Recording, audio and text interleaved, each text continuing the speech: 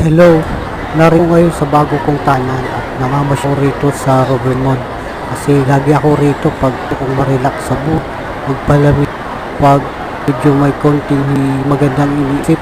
Gusto ko lagi rito para wala siya, marami kong maging inspirasyon para sa akin ay para sa akin sarili, para paano na rin ang aking sariling kagustuhan.